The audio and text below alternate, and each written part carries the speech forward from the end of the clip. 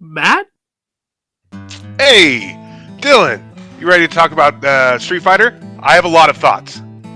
I was ready back in June when we had originally planned it. What do you mean back in June? That's now. June is now. Have you been drinking? But drinking? No, I've been wondering where you have been for months. Months? What are you talking about? Matt, it's December. No, it's not. It's not this. That can't be right. What happened in July and August and October? Did I miss my birthday? They all happened and you weren't there. Oh well, I'm gonna have to unpack that later. But right now, we have a movie to talk about. You said it's December, right? Yeah.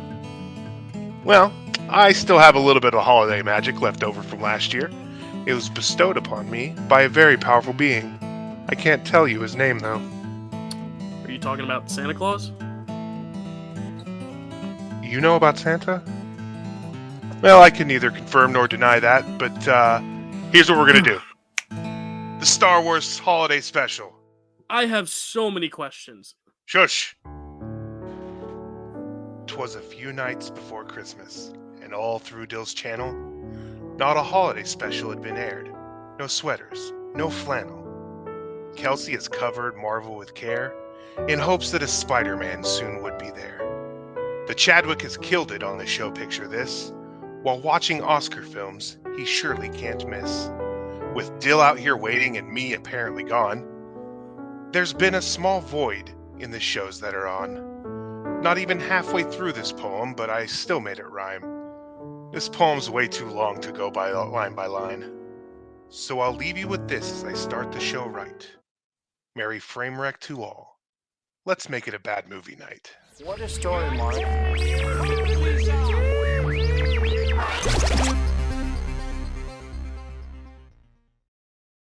The Incredible Hulk will not be presented this evening.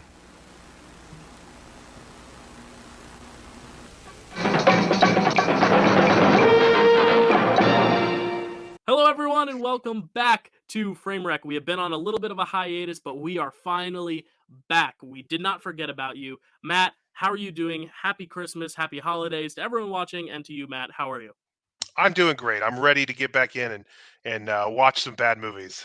Yeah, Framewreck is our show where we talk about bad movies, but bad movies that are so bad they're good. So these are movies that are rather endearing to either one or both of us, or sometimes we come across the rare movie that we both just don't like because they are bad, but that's very rare on this channel. We always find the merits in bad movie watching here.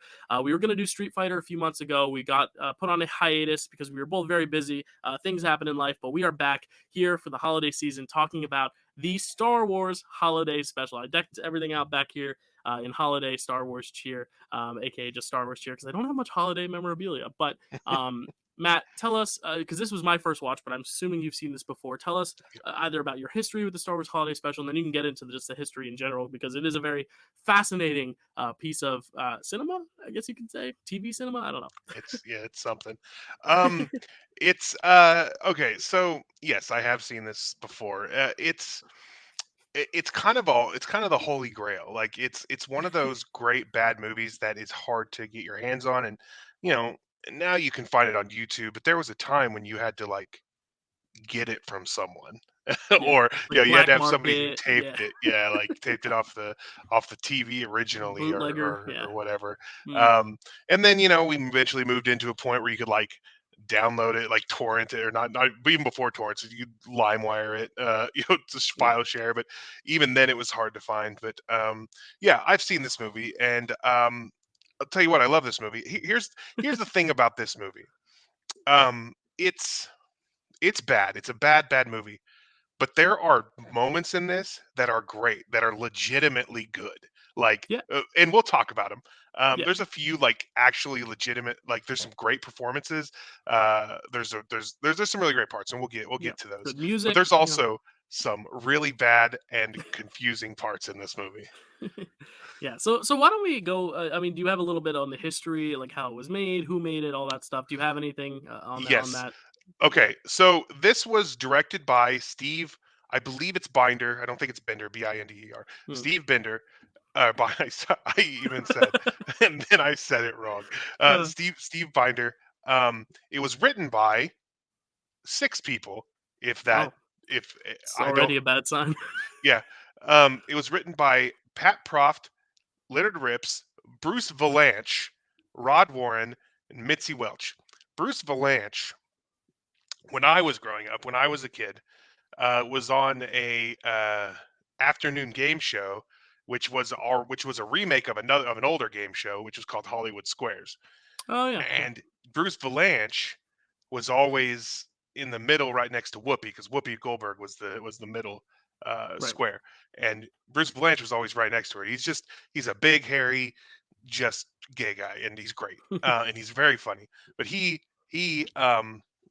wrote at least a draft of this, or I'm not sure exactly but he has said that he was using cocaine heavily while attempting to write this special, and I And believe that. I can see I was that gonna say that's it probably definitely true.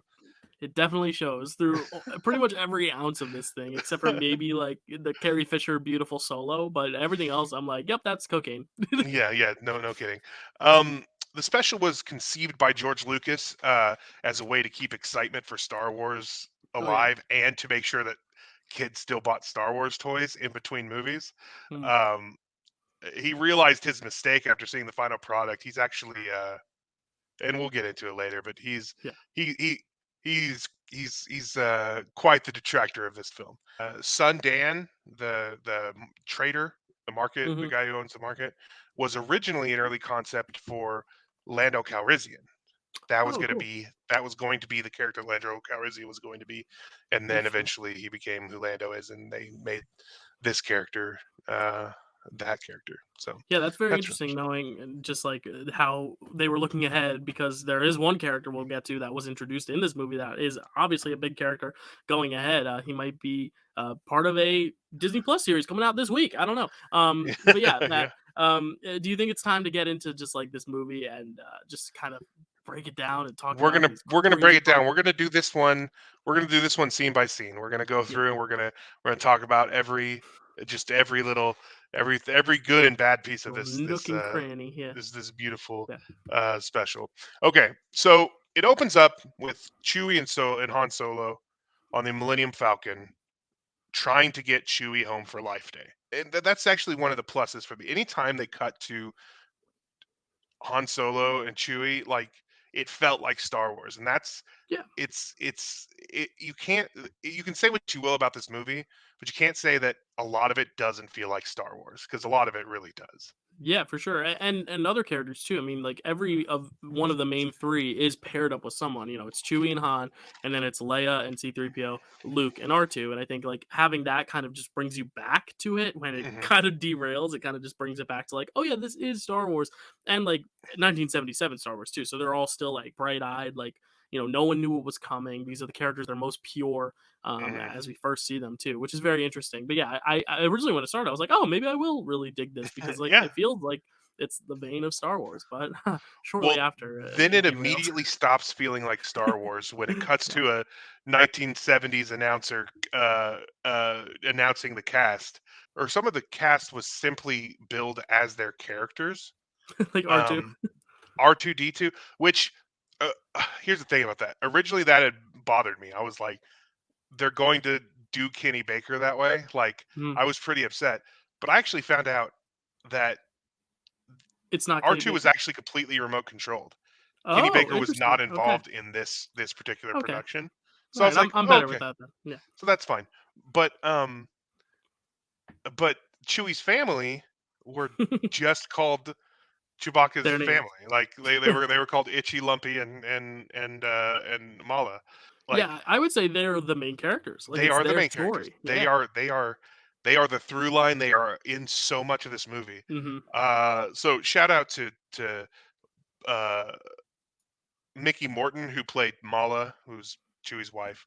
Hmm. Paul Gale who played Itchy, Chewie's dad, and Patty Maloney who played Chewie's son Lumpy Nice, yeah. because they were that Neglected, yeah. they were neglected in the opening Yeah. credits, and I just Which is interesting because that's Peter Mayhew is still Chewbacca. It's just everyone yeah, else in his family exactly. cannot be named. It is just them. Exactly. Even James Earl Jones, which this is the first time James Earl Jones was ever credited as Darth Vader, because in Interesting. 1977 he was not Hmm. credited as Vader. It was David Yeah, it's Prowse. David Prowse. And then we cut to Kashyyyk, Chewbacca's homeworld. His family waits patiently. Mala is cooking a life day dinner. Lumpy risks his very young life by walking on the railing of that treehouse. Now I know that they live like they're probably used to it, but that's really high up. Like that's Yeah, I assume hundreds of feet up up in a yeah. tree. And I'm assuming if Wookiees fall, they will fall to their death. They're not like indestructible. They're not super soldiers. They're not, they're not bouncy. They just fall. Right. Like, Exactly. Like yeah. so this dude just goes out there and the dad in me was just like, "No, you get down. You get down right now. What are you doing?" Mhm. But Yeah. yeah, You so you you say that they're waiting patiently, and that's a great analogy for the audience in this too, because I didn't realize just how much like the Wookiee dialogue is done so well in the actual movies, because there's always someone to respond to it, so you kind of know what they said because someone else is responding to it. But here they're just talking to one another, and it's just their Wookiee growls, but because they're responding to each other in Wookiee growls, you have no idea what they're saying, yes, and it exactly. goes on for maybe 5 minutes. Like it is a long scene of just dialogue where you have no context, and there were no subtitles. I don't know if that's because it was on YouTube and they cut off the subtitles, but I don't believe there were subtitles. There weren't subtitles, Oh my and gosh. yeah, it was about 10 minutes. It was about 10 minutes of I'm being Wookiees just generous. having conversations without subtitles. Um, uh, yeah, basically for the first 10 minutes, outside of Han Solo and the announcer, no one speaks basic in this movie for the first about 10 minutes or so. Oh my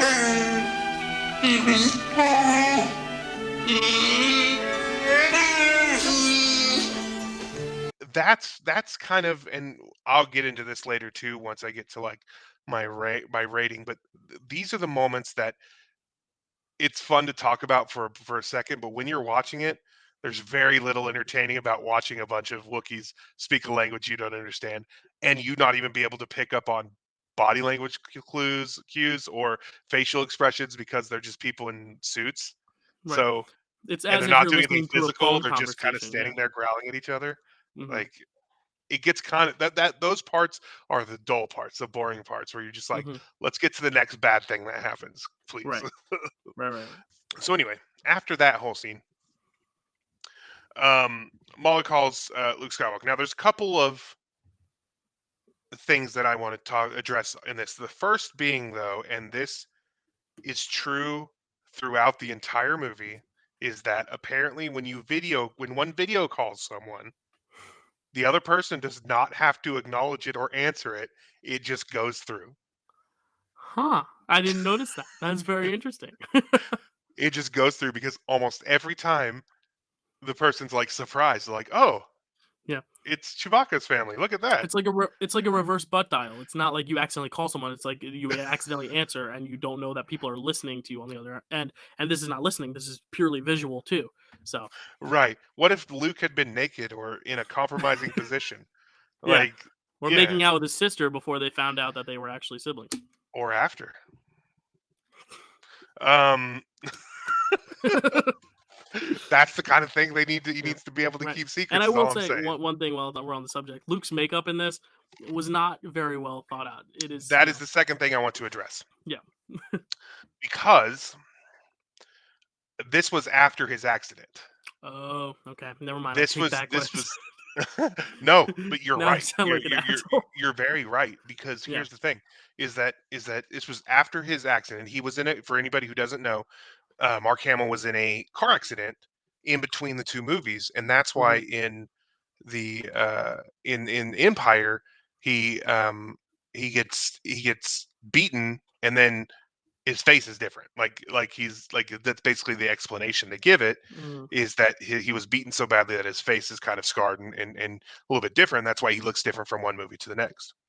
Well, this was in between that time, and he had already been in the car accident, and he had just like it was actually pretty recently, and so they just made him up like really hard to, and it's noticeable, like it is It's caked on very there. noticeable. Yep. Yeah.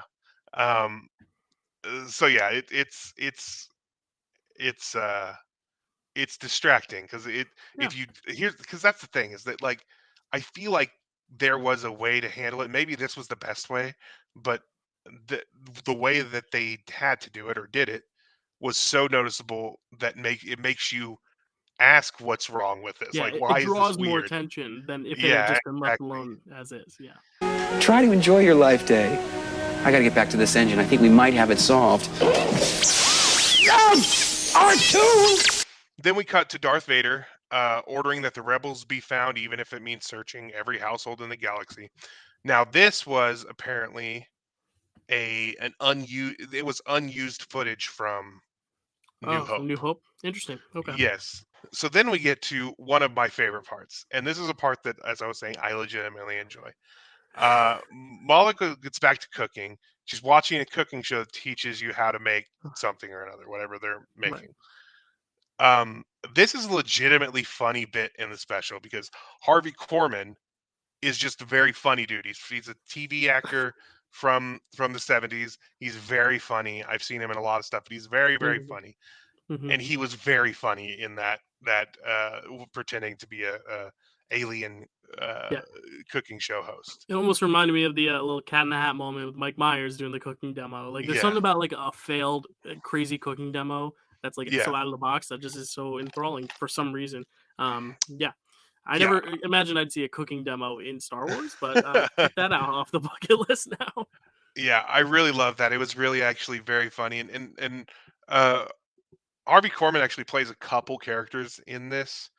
I can't put my finger on exactly which ones, but I do know he Yeah, plays a couple in the special, and he's yeah. generally funny. Like his scenes are generally very, very funny in this, and so that's what I was saying. Like some of it is legitimately entertaining to me, and this is one of those scenes that's just I think is legitimately funny. Mhm.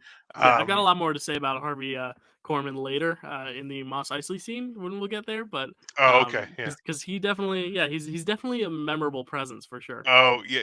Yes. There you go. There we Yep. go. uh, so then then after that Sundan shows up to play Santa or equivalent for Life Day celebration.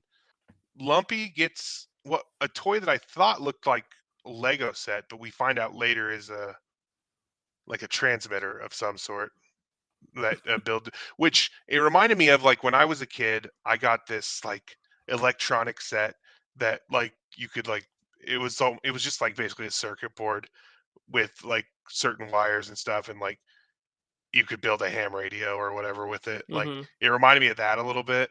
Nice. Um, but yeah, it's apparently it was Transmitter. transmitter of some sort because we find that out later because that's Right. what he uses later. But yeah, I thought it was like Lego or something. Mala received what I think is a holographic boombox. Cool. Um, because she uses that later to listen to Jefferson Starship. Oh, Um, right. Right. and or someone uses that to listen to Jefferson Starship later. Uh, and then for Itchy, Oh, boy. he brought porn. Yep. Yep. I mean, I will tell you the one thing I saw on every Letterbox review before going into watching this, because I wanted to go in as blind as I could, but wanted to get a general consensus of what to look for, was the porn, masturbation, itchy scenes. And I was very surprised to even read that. And then seeing it come to life, I was like, oh, yeah, okay, yep, all right, there we are. Yeah. Yeah, Itchy proceeds to watch this and get just worked up right in the front room in front of everyone. Yep. Like does not care about who's in that room.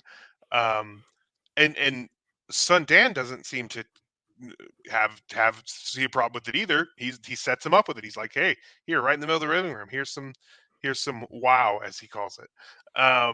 And yeah, it's here and in reading about this, apparently the goal, because I thought, okay, maybe it was just a way to get that singer. I forget. I wish I would have credited her, but I don't remember who it was. But get that singer in there to get her screen time.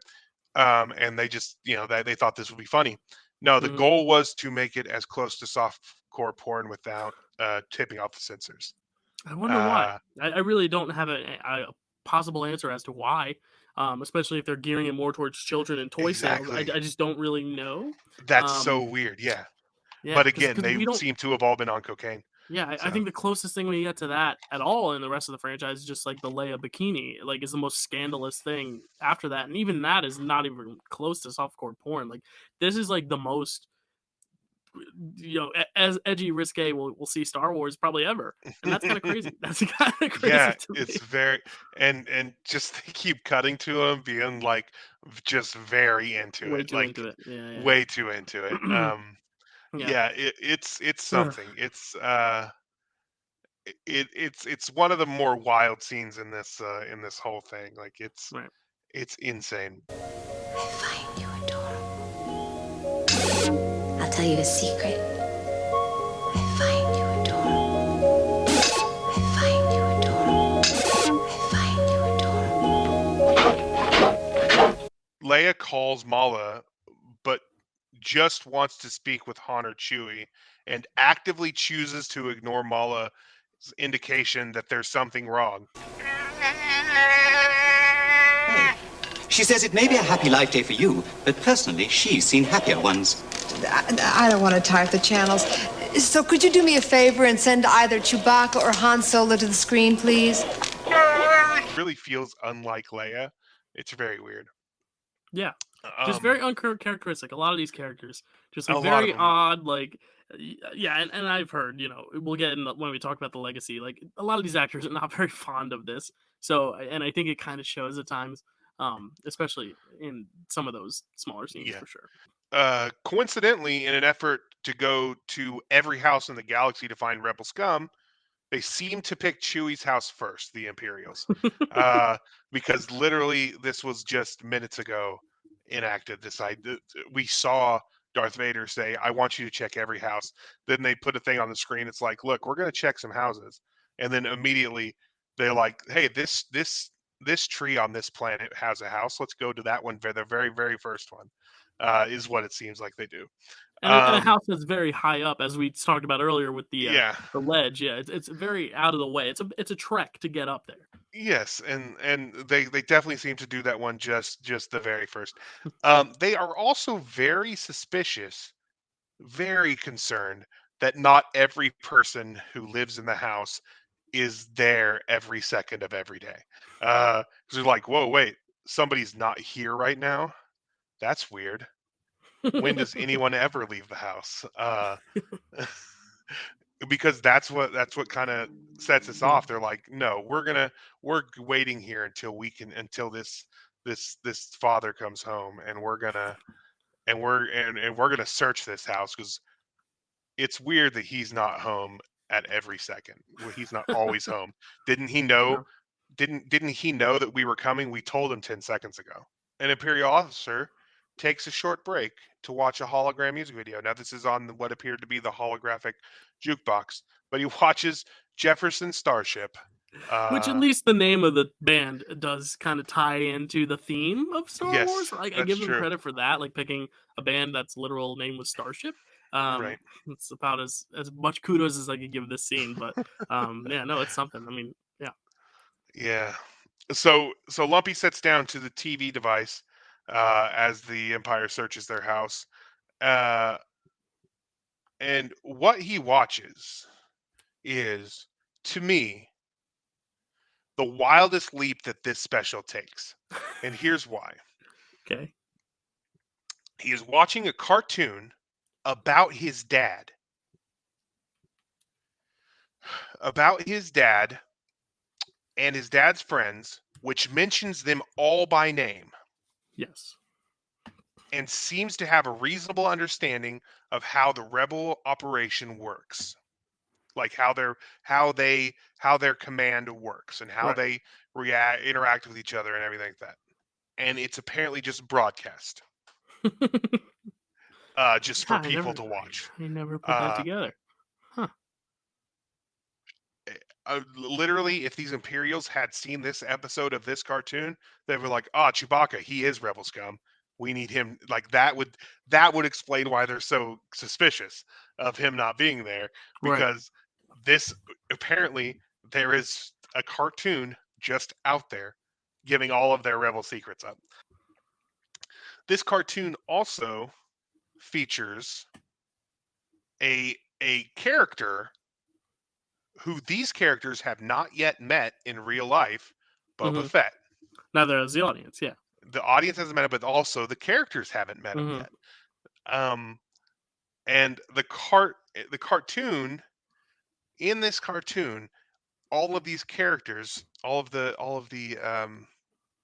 not Boba Fett, but the rest of the characters all seem to Hmm. be voiced by entirely by the The actor. actual characters in this universe. It Mm, seems like Luke Skywalker actually voiced the character of Luke Skywalker, right. and Han Mm, Solo actually voiced Han Solo, which to me seems is even makes it even wilder that they were like, yeah, let's use our real names and talk about our real operations and how everything works. interesting.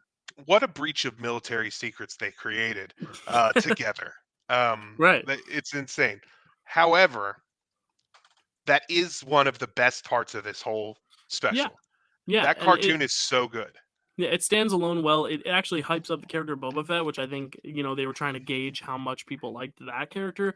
Right. And even in that little arc, it shows like, this whole like betrayal and like it has its own story. I believe they put this short up on Disney Plus as its own thing. Like They I did. believe They it's put it that on good and yeah. they put it on the Saga Blu-ray that they put out a few years ago Hmm. as well. This is Gotcha. the only part of the special that That exists yeah. still. Like that Wow, officially interesting. exists. Yeah. Um, I like it. It's a cute little cartoon. I mean, obviously, I think because of just the tone of everything we've been seeing around it, like it does come across very like cheesy and weird at times, but like it embraces the spirit of Star Wars. It feels like something like I could go back and watch and enjoy separately on its own for sure. Yeah, right. without all No, the knowings of everything about the what you just talked about, how it all ties in and how it applies in this context of him right. watching it. It's like, oh yeah, wait, what? Yeah, it's Outside of the context of right. the special, it's much better because you don't Yeah. have to consider the weird security breach and the fact Hmm. that he's watching a cartoon about his dad, and like, yeah, but outside that, it's much better. But yes, it's actually pretty cool. Here's the thing about Boba Fett, and this has always been true, and we've always pretended it's not, and that is that in the trilogy proper, and I'm not talking about any extended books, and I'm not talking about anything else. I'm talking about in the two Right. movies that he's in, the two original movies that he's in. He's not that cool. He just looks cool. He doesn't do anything Yeah. cool. He's No. not that interesting of a character. But Especially the last one, he just gets killed and that's it. yeah, and like in such a stupid way. Yeah. Like someone accidentally hits his jetpack. He's a buffoon, Like yeah. it's Yeah. Yeah. yeah, so it's he's in those two movies. He doesn't do anything cool. He doesn't prove cool, but he still came off as cool and everybody loved him. He walked so that Daryl Dixon can run, Mm. from Walking Dead. Yeah, yeah, yeah. Um, a character who seems cool, but did they ever actually do anything cool? Oh yeah, no, I guess they didn't. But still, we love them My anyway. my mom my Most. mom is a huge Daryl Oh, stan, so oh no, I'm so sorry. No, he's the greatest, and we all love yeah, him. no, no, no, no. She said she's gonna watch it until he dies. So she has half a season left. So we'll see. Oh man, I love your mom. I've never met her, but No, no, I she would agree though. Like he's just cool because he just like because it's he's weird. cool. There's He nothing he has a does thing. particularly. Yeah, it just ends up Anyway, he just ends up my getting point before popularity. I Yeah. insulted your mother, was No. that my No. point before I insulted your mother was that the two things that actually show how cool this character came before it in this cartoon, and then later in the Mandalorian when we actually get to see him prove Yeah. why him actually be the thing that we've always pretended he was. Yeah. um because Yeah. he's actually like is compelling, interesting character in this little cartoon just in the short amount of time.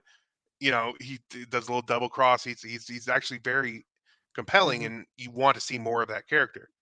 And Yeah. then later in Mandalorian, again, like I said, he finally proves the thing we've always said about him but had no proof about. Yeah. I also think I think just the notion of action figures kind of just made people think a lot of characters were a lot cooler than they were, like all those Oh little yeah, bounty hunters and stuff, like Garrido. Like I feel yeah, like my dad grew up with the action figures and passed them down to me, like just when I was a kid, and just I remember playing and like Greedo and Boba Fett, they were so cool in the little action figure stuff. But then when you watch the movies, you're like, are they really that cool? No, probably not. But I play with them a lot, so like they're cool to me. Yeah, and that just might be why they got those reputations of just being like, oh yeah, they're cool. that's part of the genius of George Lucas to begin with. I mean, Hmm. he negotiated toy rights or Yeah. rights to toys or whatever, and that's how Mhm. that turned out to be genius. Yeah, But he's essentially like writing and creating a brand more so than just a piece of art movie, exactly, And this but especially, this special for sure. right, sure, yeah, exactly. This proves it. Like he's trying to make sure the brand stays strong.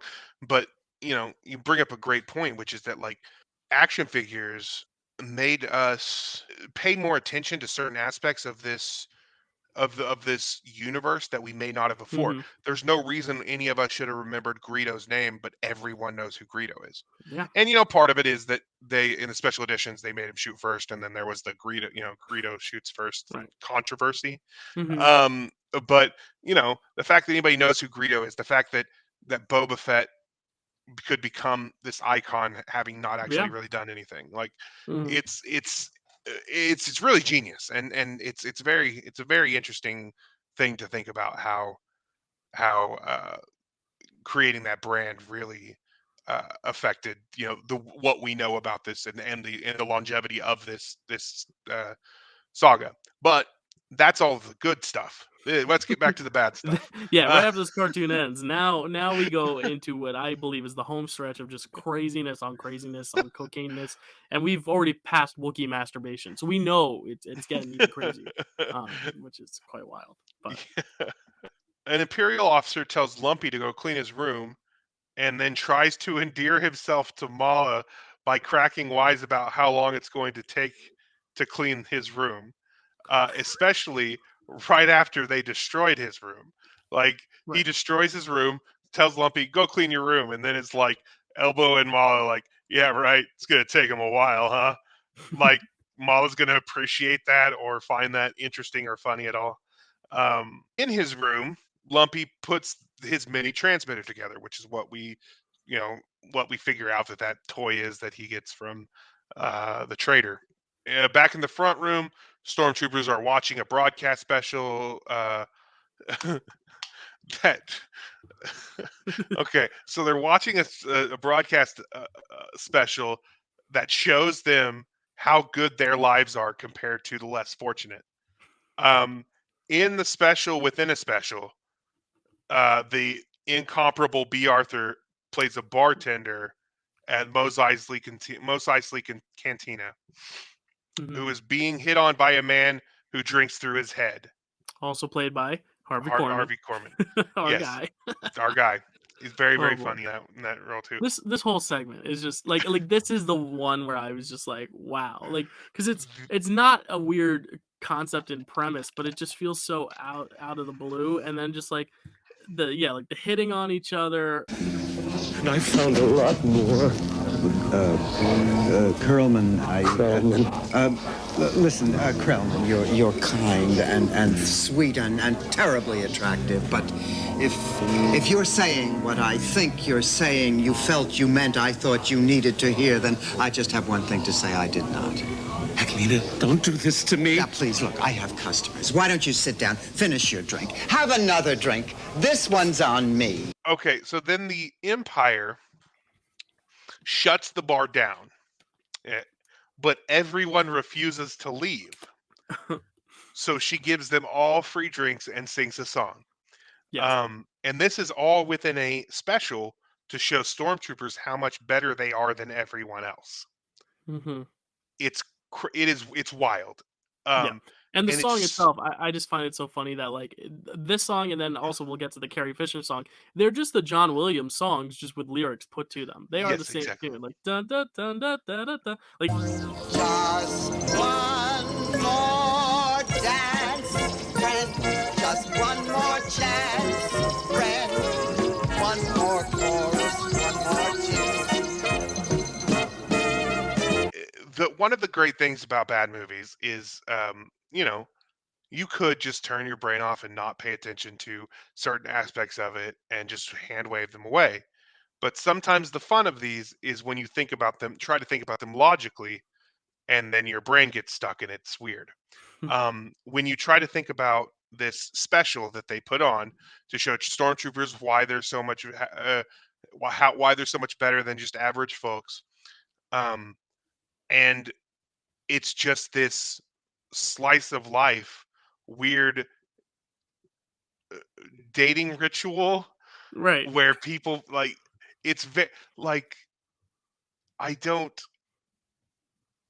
like I feel like there had to have been better options for them within that world. The Hmm. logic that they are expecting me to logically they're expecting me to take that this was usable footage for this to accomplish especially because the people in that scene disregard the empire's orders uh, entirely.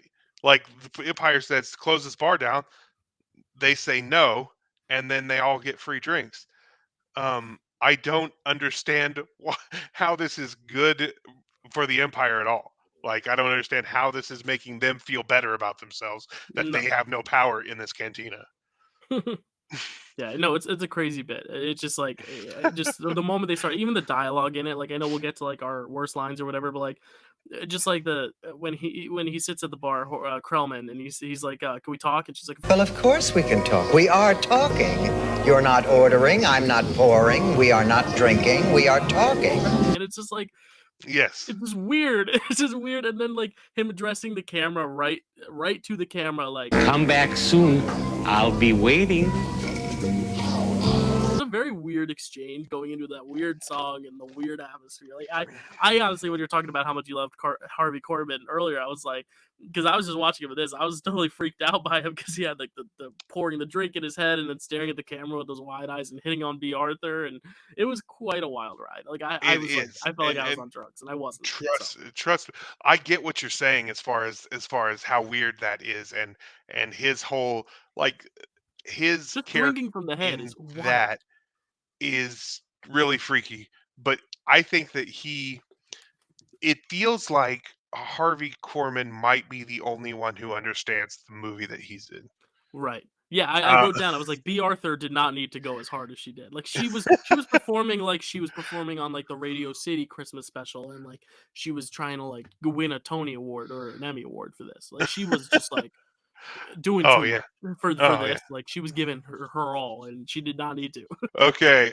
Back at the Wookiee house, the Imperials are called back to base, but one stormtrooper stays behind and discovers that Lumpy is the one who sent the uh, who sent the broadcast, the message with his new Life Day gift. But luckily, Han and Chewie show up just at that right moment and murder that man off the side of the treehouse.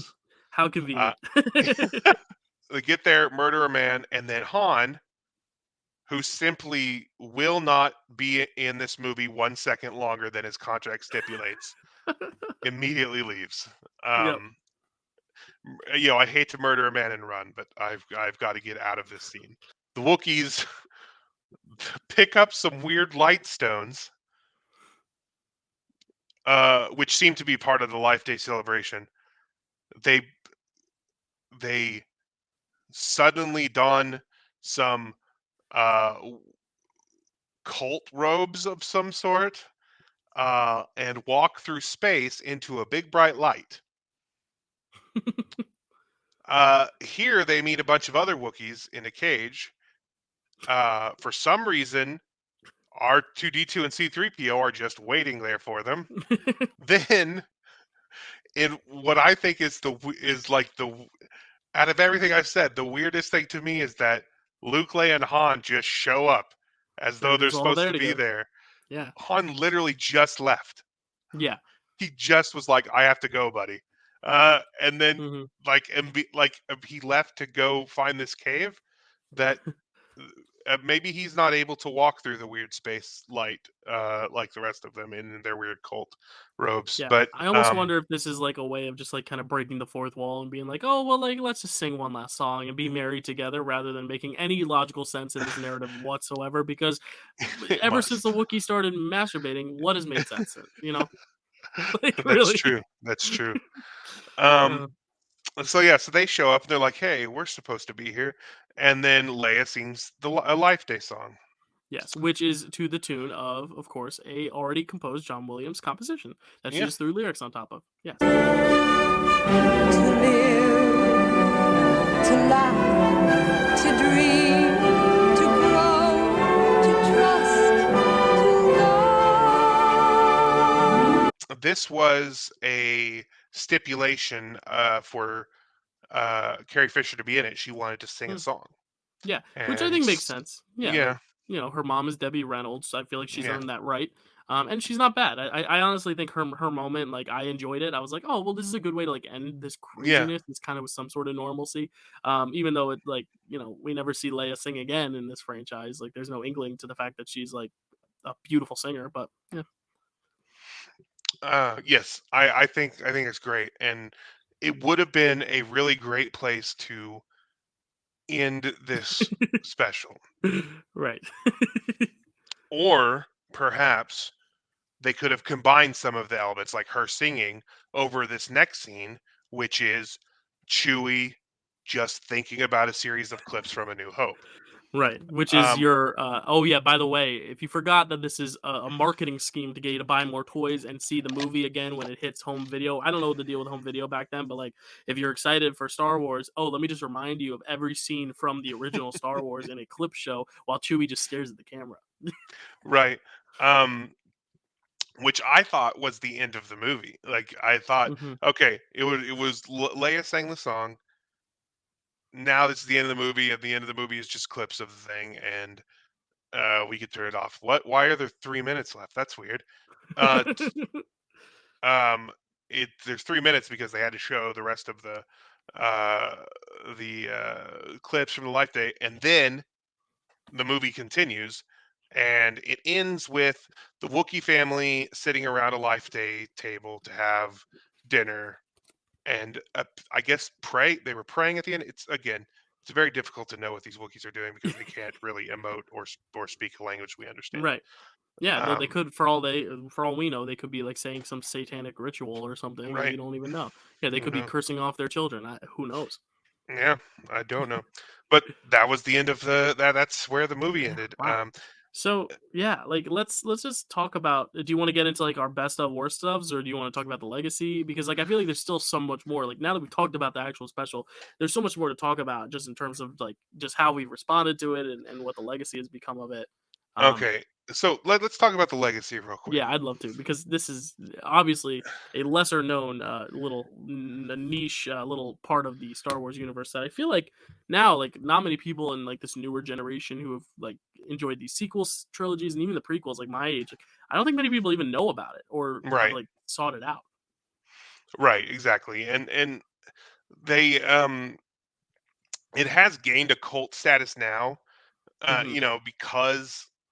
because it's, there are easier ways of watching it or seeing it.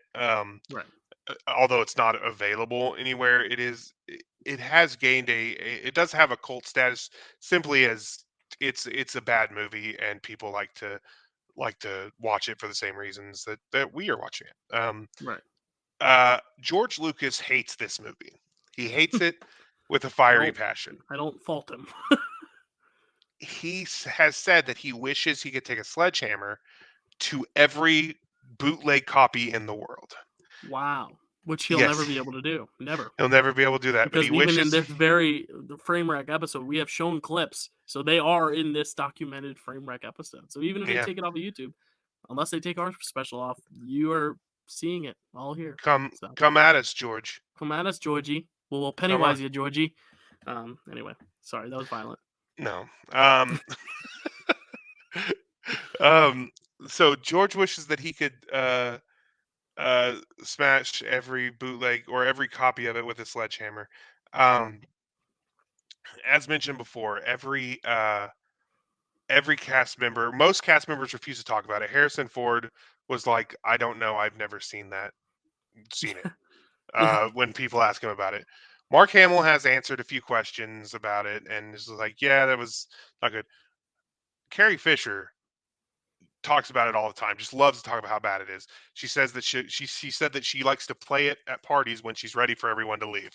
Um, Yeah, at least she can laugh at her. At least she was able to like, laugh at herself. Like I feel right, like honestly, when you're part of something like this, when you're part of anything like The Room or Birdemic or something, and you can acknowledge it and get over the fact that it's embarrassing to a fault. right. Because trust me, these actors have had plenty to redeem this. Like Oh yeah, they are the biggest characters ever. right. Yeah, so like I feel like at that point I would do what she did and just like troll everyone with it and just like make it like this funny gag, like there's almost this bad like party trick you pull out every party to like just piss people off or make people laugh like us. Right. Um, but yeah, that is all I have here for Legacy. Was there anything about it that you wanted to talk about the Legacy? No, just I think it's fascinating how hard it is to find and how like no one will It's admit it exists. And I think well, honestly, this is a good lesson because I think the movie itself is bad. Like it is. Like I did enjoy it for the badness. Like I was amused the whole time. I was never bored, only kind of during the Wookiee parts, which I think, you know, should be the most right, exciting parts, but aren't. But all the other stuff is so weird that like I'm oddly, not attracted to it. That's not the right word, but like entranced by it. That's not even right, the right word. But like I'm intrigued. There we go. That's the word I was looking for. But it's interesting because it's kind of like that Song of the South argument too. It's like, do we delete it from history forever and pretend it didn't exist, or do we take it to learn from? Because this kind of does teach a lesson in like big corporations and marketing and how you use something for an ulterior motive to sell toys or to introduce other characters or just to give actors paychecks and what can go wrong with that too. Because I think it's obviously a failure, because it did not get good reviews. I don't think anyone probably left it going, wow, that was awesome. Like I just love Star Wars even more now. I mean, maybe someone out there has. I don't know. do you think, and this is just kind of a thought exercise because Hmm. I Okay. don't know that there's an answer to it, but or that we really know anyway one way or the other. Do you think that him that George Lucas, the whole thing with him updating the movies, the original trilogy, and then writing and directing all three prequels had anything to do with how much, like, because he didn't write or direct this one. He conceived of it, but then like Hmm. he didn't really do that. Do you think that that lack of control, or at least the fact that they made a really bad thing in basically in his name, caused him to hold on to these movies so tightly like that? Like, I I don't feel know. like I wonder if there's a line that could be drawn from this holiday special to the prequels, which would have been better if someone else had been, involved in them. Like, Yeah, I mean, I've always been a defender because also I grew up like those were my Star Wars movies. But like, yeah, it's interesting, especially like the remastered originals, like how he like wanted to change them, even though like he didn't direct Empire or Return of the Jedi, but those are still his stories, his characters, his plot right, lines, and they are rather successful. I mean, of the Jedi is my favorite Star Wars movie. Like, I really like those, and I like the first one. I don't know, it's interesting. I wonder if this was one of those like, well, that sucked. All right, well, we got Empire coming out soon because also Empire wasn't as well received at the time, right. because a lot of people are pissed off about the twist and just not knowing like the cliffhanger of it all too. So maybe maybe this scarred him and made Right. him take a different path. I don't know. I don't know. It's very Yeah, interesting. and I wasn't attempting to. This really wasn't me. Um, uh, Shitting on the Prequels? No, prequels at yeah, all. and it's And it's fine. I mean, yeah. I actually don't hate the prequels. In fact, Hmm. my favorite movie of the prequels is Attack of the Clones, which everyone hates except me, it Oh, seems. interesting. Yeah, I'm a Uh, proponent of that. I like that. I like Yeah, that movie. yeah. Um, But but there are faults that like go like most of the faults that you can make about them do kind of go back to him. they go You to know. how precious he is with it, and like how he, like, it feels like if maybe someone else had been able to handle the dialogue, which is not obviously not his Hmm. best, and I always Or have this vice thing that versa, or direct his dialogue. You know. direct his dialogue, sure, but that too. There's something that I say when people complain about a certain aspect of Star Wars, a certain Star Wars movie. Um, really like, especially when people complain about like Attack of the Clones, which I said was my favorite of the prequels. I actually really like that movie, Mm-hmm. particularly in the Me too. prequels. Um, but when people complain like, "Oh, the acting is bad. Oh, the dialogue, the writing is so bad," I always say, and I believe this is true, that bad acting and shoddy dialogue is a standard for Star Wars. It's Yeah. part of the legacy to me. Mhm. Like It we it don't, kinda reminds me of M. Night Shyamalan's movies sometimes too. It's like yeah, there's an art to the bad writing, right. that is purposeful. It's not by accident, or at least hopefully not. But Yeah, like it's not like Mark Hamill was, giving an Oscar worthy performance in A New Hope. Like no, he's great and I love Luke Skywalker. I love his version of Luke Skywalker. mm, But it's not like he was not giving a acting right, clinic in yeah, that no. movie, Alec Guinness is the one giving the acting Yeah. in that, and there's a And reason why he originally thought it would bomb, and it wasn't right, anything worth celebrating. right, exactly. So to Right. me, bad acting, shoddy dialogue Mhm. is a staple Yeah. with Now Star Wars. Wookiee masturbation and like crazy sex Devastating. dreams and the cartoon exposing all the little plot holes and stuff like that all is not No. necessarily staple, but it's fun to talk about. Yeah, indeed. Did you have like a worst actor or worst line of dialogue or even an actor that you think elevated this? Like what do you think? Okay, so this was actually kind of hard for me because Yeah, I agree. worst when we're talking worst lines of dialogue, I felt like had I been able to understand The the Wookiee Wookiees, speech. I'm sure it would Yeah. have been in there somewhere. Hmm. Yeah. Um, a lot of the like bad dialogue felt like it was there for comedy purposes, so it's Hmm. hard for me to pinpoint a worst line of dialogue. Yeah. Um, I I have one. I pointed out a couple, like Okay. just a couple moments. Like I don't know that I have one, but like where he's like trying to trying to endear himself to Mala, about the kid cleaning his room and stuff. Like Mhm. it's stuff like that, but I don't really have one. You have one though. Yeah. No, What's yours? there was just one line. It wasn't even the line. It was the line delivery. I don't even remember who said it. It was one of the middle, like it was almost like an ad for something. It's when the guy's like putting the thing to his chin, and he's like, "Don't hurt yourself on the sharp edge." But he says, "Please be careful not to hurt yourself on the sharp edge." He touches it and he goes, "Ouch, ouch!" Like the way he says "ouch" is just so funny to me, and the line delivery is great. I mean, I'll put a clip in right now. Please be careful not to hurt yourself on the sharp edges. Ow. So Yeah, there, you saw it there, but like it is, I just laughed out loud and had to rewind it a few times because like it's such an odd delivery. But that was just the one that came to mind. But yeah, yes, that's very good. The Wookiee stuff is just all terrible. The Um, dialogue. it's similar in worst actor. Honestly, I'm not sure there is one. Everyone seems to understand. Like there are certain people, like Hmm. either it feels like there's either people who are acting to the rafters, Hmm. and going way harder than they need to, and then there's the people who know what movie they're in. Yeah, And and I I would say feel the like I ones who can't are really acting, call yeah, the either of ones. those bad. Yeah, I was gonna say that ones who seem to be out of place, I think, would be worse. I guess Even though they that's are more entertaining, maybe.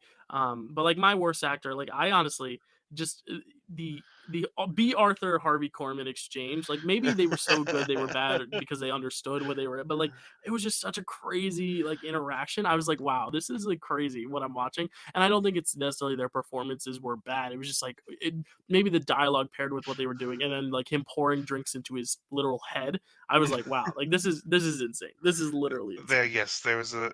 Yeah. However, when it comes to actors who elevated the material, and I've already talked about this, Harvey Korman for me elevated it. Yeah. Also, Harrison Ford Hmm. is just always great, and he Yeah. was Han Solo throughout. Like Hmm. I didn't feel like he was being Han Solo for the special. He just felt like Hmm. Han Solo, but Yeah, he's maybe because he always was great. also very pissed off at at the special in general. Maybe he knew. Do you think the actors knew it was bad when they were doing it? Like Carrie and Mark and Harrison? Do you think they actually like, or do you think it was after the fact and that's why they don't talk about it? Like, do you think while they were filming it, they were like actually giving their all, thinking it would be something good? It's hard to say because This was around the time of things like the Muppet Show and things Mm, like that. So, yeah, like, I maybe. feel like going like crowding on stage and saying weird things is probably wasn't foreign to them because I know like they were on the Muppet Show, like, but I guess Mhm. that's not really a good comparison on it. But like, Well, I mean, it is a variety special where, like, yeah, people so kind of maybe doing a bunch of maybe they're acts just and stuff, like, yeah. okay, this is they maybe if they looked at it more like a variety special rather than a cohesive like something that's trying to be a cohesive story. Maybe if they Mhm, looked at it that way, they were like they didn't realize how bad it was until they saw it all put together. mhm. So I don't know. Yeah. Interesting. My actor who elevated, I'm gonna pick Carrie Fisher. I've always thought Leia was an underrated character in general. I think everyone was either like, "Yo, Luke Skywalker," or "Han Solo," but I was always like Leia. And I think this is a good showcase of Carrie Fisher's wholesomeness at the end. It fit kind of like the vibe of the holidays. Because I also think one thing we haven't really talked about is the fact that this is a holiday special, and it really Hmm. doesn't really dive into the actual holiday aspect, except for the fact that he wants to get home for his family and like Life Day. I guess it's supposed to be kind of like a play on Christmas or a holiday or New Year's or something, but I just It's don't. actually supposed to be Thanksgiving. Okay, but like same thing, like they don't dive enough into like the actual holiday aspect. It's more just like Hmm. getting home for the holiday, but then like once he gets home for the holiday, they don't really like dive into the holiday itself. And so I think like her ending with a song did feel the most like Christmassy, like that moment kind of felt like, Yeah, oh, okay, we're in a holiday special. We're gonna sing a song together and or sing a song to you, and it's this beautiful angelic yeah. voice. I think that's what kind of elevated it for me at the very end. So I'll go with Carrie. Oh, I also love her and I miss her. that's a really good one. There's an Yeah. interesting thing you mentioned there about how they didn't really go into the holiday aspect even Yeah, after like it like doesn't feel like a Christmas or they holiday did special. Yeah. do the weird thing is like you're right about that, despite the fact that they did show us like full on walking through space into a bright light, wearing the cult True. robes, holding the weird light stones thing. They True. did show us all that, but they didn't. It didn't feel like they They went into didn't the yeah, they story didn't because explain what they the didn't. purpose of it was, yeah. Yeah, no one. There was no explanation. There was no really indication as to what exactly was happening, Mhm, except for they went through that light. But apparently, you can get there. You can get to that cave anyway because Han, Leia, and Luke were just showed up a few seconds later. mhm, Like they yeah, they got there the normal way, presumably. yeah. But So, Matt, what is your train wreck, frame wreck moment? Like, what is the one moment if you had to, like, describe to people, like, "Hey, this is the craziest, worst, but also best thing ever because of this." Like, what is that moment for you? I don't think it's gonna be a surprise. It's 100% the The sex hollow dream? porn. Yep, yeah, Yeah, 100%, 100%. I mean, I like I said, I think the Mos Eisley Cantina was the one that I was most, like, just struck by just because of how much was going on and how crazy it was, but yeah, it also was, like, enjoyable. The sex dream is just, like, one of the weirdest things I've ever seen, and not yeah, because a sex scene is weird or a sex dream even is weird, but in the context of this and what this was going for and the overall purpose in making this, I was like, "What is going on? Like, this is yeah. crazy." Yes, Um, yeah, maybe they'll bring 100%. that back for maybe Taika when Taika does his movies or whatever, maybe he'll bring some of Yeah, that back. I don't know. yeah, maybe. So now we gotta score it, right, out of 5? Yes. Okay, so I am gonna give it and it's gonna be a pretty low score, but not for but the reason for that is that there were parts of it that I actually really like. Mm, Like I mentioned before, like there were some parts that are actually really good, and there are some of the bad parts that are not super entertaining, like the Wookiees just hanging out and talking and not being able to tell what's going on. So I'm mhm, giving it two weird cult robes out of five. cool. Um, Um, yeah. interesting. I need to think of my thing. Let's go. I'm just gonna just because I think it's a fun play on words, and people will understand if you watch the YouTube version. I will give it 0 Incredible Hulks will be presented this evening Oh, because before the the special starts on YouTube, they say the Incredible Hulk will not be presented this evening. The Incredible Hulk will not be presented this evening. And I just went through the comment section of YouTube and I just saw the people trolling saying, "Yeah, no, the Incredible Hulk not being presented, that should have been the first red flag." So that's like my joke answer. But in actuality, I will give this 3 Jefferson starships out of 5. So okay. Okay. there we go. There Yeah, we are. like yeah, I'm thinking of the starships. Yeah, I don't know. Yeah, interesting. That's it. Now we got to get to Mount Trashmore. Now I know this Mhm. is like our very holiday special. We're bringing the show back, so for anyone who doesn't remember, the Mount Trashmore is where we put We will get to Four Faces probably today because this is our Yeah, fourth that's movie important. covering. Yeah. But we will have Four Faces up on this Mount Trashmore for the worst movies, and as we watch more movies, we will determine if this deserves to be in the four, not necessarily the four worst movies, but the four best, four bad but good movies, like the Yeah. four most iconic or the ones that we feel best represent the idea and notion of what the show is. So Matt, obviously it's going to make the mountain, but do you think how far up the mountain are we going? I, Are we because the room is the George Washington, but are we like all is right. this the Abe Lincoln or no? Are we kind of like This is all right. I think this is going on by default, and I think mm-hmm, that's the only reason it's going on. So I think okay, this is all the way at the like this is the last one. This is probably going to drop off soon. Like yeah, I don't know necessarily if Street Fighter is going to knock it off because that's going to be our first test to mm-hmm, see what because gets this is knocked going to be our off? first time that we're going to have Mm-hmm, to decide if something knocks something off. mm-hmm, So that'll be an yeah, interesting conversation. yeah. So I don't Well, know we're if on there now. Yeah. Street Fighter's going to knock it off, but I do Mm-hmm. think it pretty quickly after Yeah. that, at least it'll knock it off. I don't think it's going Yeah. to stay up long, but it's up there Mhm. for now, and we can't take that away from it for a month Yeah. at least.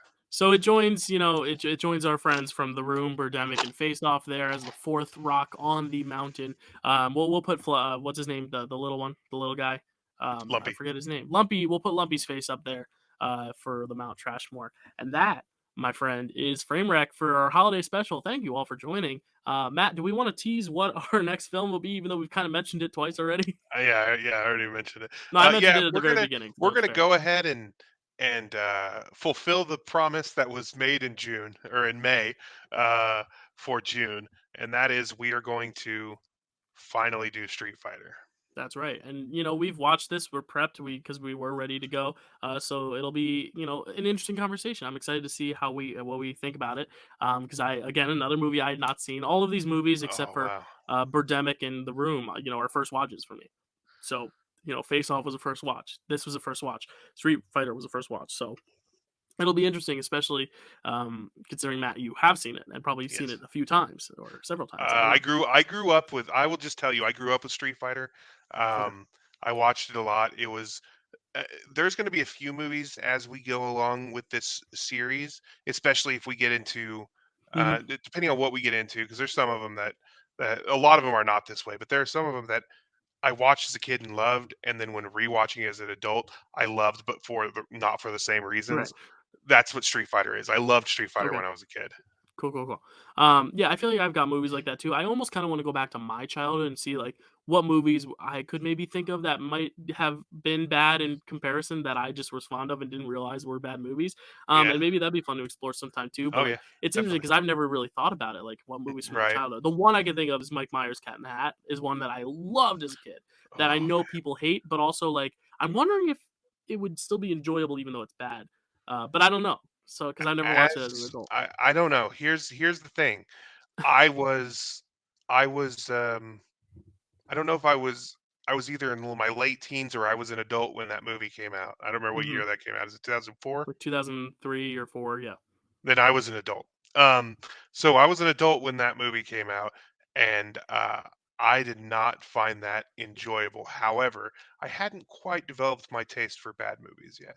So Interesting. that is interesting. We may little teaser for everyone. We may revisit that in the future. Maybe I just but because it's been in the back of my mind ever since we talked about the cooking demo. So, Oh yeah, um, yeah, yeah. All right, anyways, all Matt, right. thank you again for coming back, and I hope all is well. I hope you're glad to be back. I hope you want to keep doing this because I'm we very are glad. so happy to have you on the channel. Where can they find you otherwise in other stratospheres in the internet? Hopefully not at Lumpy's and Chewbacca's house, but if you're No, there too, let us no, know. no, I can't go there because I I I have a it's a personal policy not to go Oh, into houses where people masturbate in the middle of the living room. that's right. Oh, that's a Uh, good rule to live by. Good yeah, lesson. Good, while yeah, while good while morals. company is over. No, you Hmm. can find me Mattman XIII. That's 13 in Roman numerals. Cool. On Twitter and on Letterboxd. Um, little just a little tease or if you want to kind of get an idea of my rating of movies we're going to be doing in the future, I do have a letterbox or a Framewreck list where I Cool. put each of the movies that that we I'll watch link for it this. down So, below. Yeah, I'll link it yeah, down below so you can check that out. Yeah, I think it's interesting also because you give like that 1-star bump if it's bad, which I've started to do too. yeah. So that'll be fun. You can find me at Dylan_Randazzo at the same place as Twitter and Letterboxd. You can find us here at the Dyl Pickle Movie Network now every month doing Framewreck. We're back, baby. We're And back. then you'll also see, of course, in his little poem earlier, he helped plug 2 of my shows, Marvelous Movie Mondays every Monday. Our season finale is coming up in just a matter of days, where we're talking about the last 2 episodes of Hawkeye, and then we are off for a little while, and then we're going to be back in January with a inaugural match for the Marvel MCU Trivia League. Which, if Matt, you ever want to join, you can throw your hat in the ring, your Santa hat in the hell ring. And then you can find me also on Picture This, which is our Oscar show where we go through every Best Picture nominee ever. We did 1947 this month, talking about 2 Christmas classics, The Bishop's Wife and Miracle on 34th Street, and some other movies that were also nominated.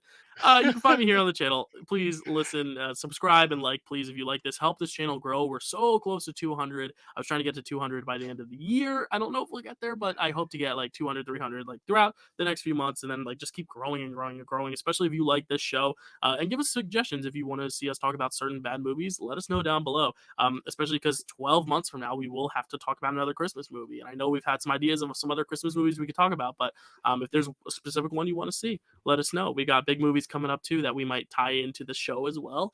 Maybe one about a superhero, a very famous superhero who may be played by Robert Pattinson, who may appear on Framewreck several times in another series. It's all tied together. So we will Teases see you all next over the time. place. We'll see you next time. Thank you guys so much. What a story, Mark.